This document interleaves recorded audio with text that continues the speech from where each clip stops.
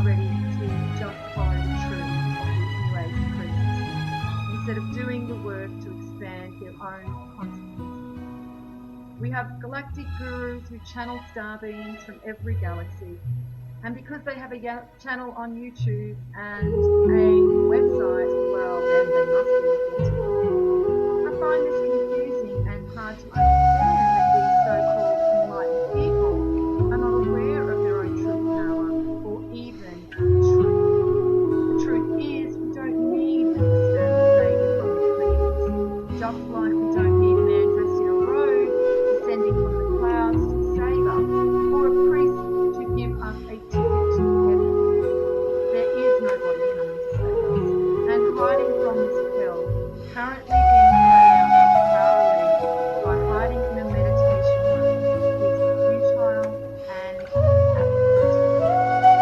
Spiritual warriors are in short supply, it seems. I look around to wonder, where are these people of light who claim to have so much love in their hearts for humanity?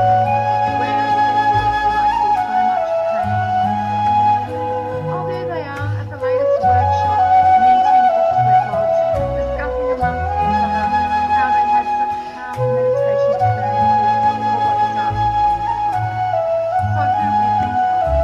Mother Earth? The children? The poor? The sick? No, this helps only themselves, as they escape into their creative illusion and then justify it to themselves that they are actually spiritually superior to others and helping humanity. They walk around with gritted teeth, thinking that suppressing their natural and human emotions somehow advances them and puts them in a mythical state of trance. Mythical indeed, but that's all it is.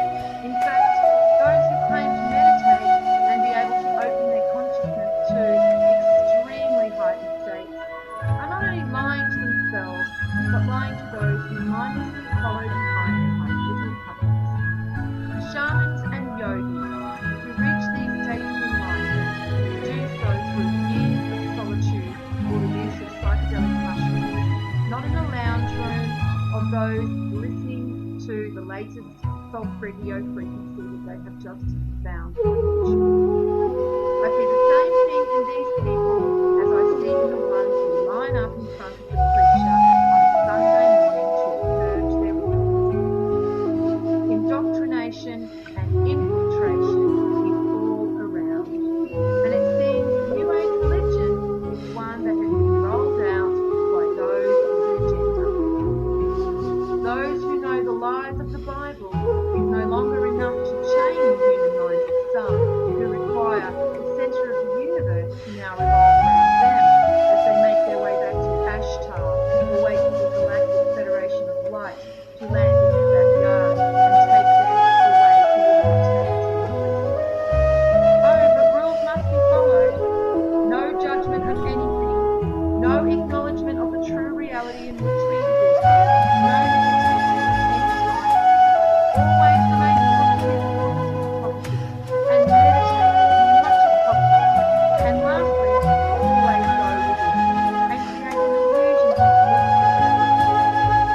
This series of videos is about someone who has lived that life, someone who fought that life, and who now realizes that she is duped, as were they all back then in the days of peace, love, and gurus. Where have all the flower children gone? This is the second chapter in an online book called Drawing the Full Enlightenment, Confessions of New Age Prophets by Bronte Baxter. And the link to Bronte's blog will be under this video in the description box. The climate of the 60s, America's youth uprising, questioning everything, challenging the system and established worldview, refusing to serve in a war, bringing about the end of it, experimenting with sex and drugs, toying with every new and competing philosophy. A better world is around the corner, we are sure of it. Soon we'd be, as Arlo sang, walking hand in hand with every man, sleeping in the sun with everyone. The time they were a-changing. 50 years later, the world is no utopia. We've had 2 more wars. The only sleeping in the sun we do is on vacations. There's less freedom, more surveillance. Independent journalism has virtually disappeared. Original voices in the press replaced by dumbed-down nightly news TV readers. Our school teachers teach to standardise tests instead of teaching to kids. What happened? Where have all the flowers gone and all the flower children? How did something as radical and colourful and vital as the hippie movement simply vanish one day when no one was looking? Perhaps the answer lies with the Maharishi. Maharishi Mahesh Yogi, 1970s version, founder of Transcendental Meditation and the Students' International Meditation Society, SIMS, was an organisation that descended on US campuses, grabbed pothead kids by the scruff of their raggedy necks, cleaned them up and turned them into upstanding members of society.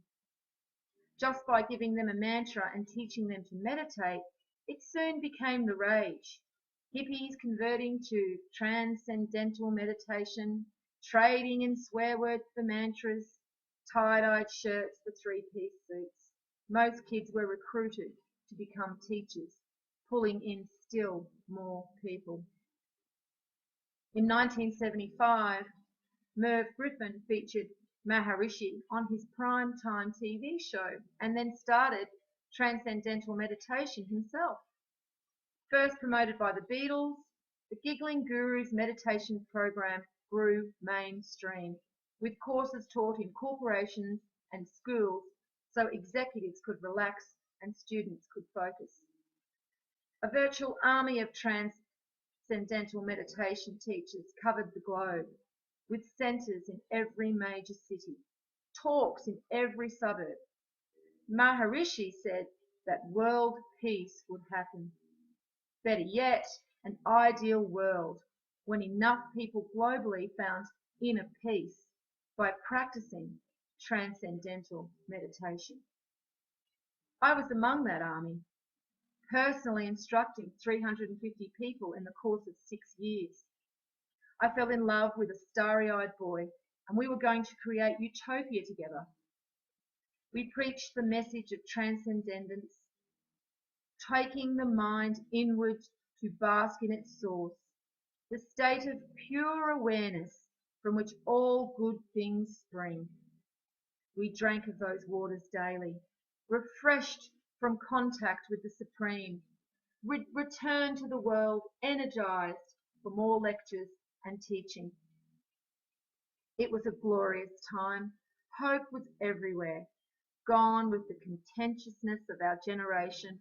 We were avant-garde leaders now, shouting a new message, a new answer to the world. Challenging authority became a thing of the past. Maharishi taught that people should respect it. Working within the system, we were told, would bring about change. And change would happen by raising people's consciousness.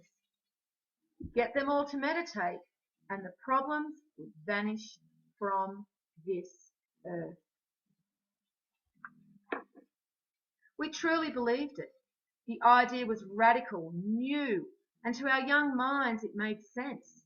Transcendental meditation opened a brand new vista on the future, where troubles, all born of man's separation from his pure, infinite nature, would spontaneously disappear. The ex-hippie army was passionate.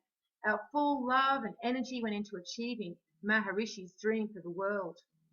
Hippie recruits who didn't feel called to become teachers found their way in businesses and vocations, becoming productive members of society. Those from wealthy families supported the movement with gargantuan donations and received places of influence directly under Maharishi. It was only a matter of time until the world would be transformed and mankind would enter a new age. Maharishi called it the Age of Enlightenment. But something happened on the way to paradise. Slowly and subtly, the tone of the Guru's teachings changed. What used to be 20 minutes twice a day became an hour long, then 90 minutes.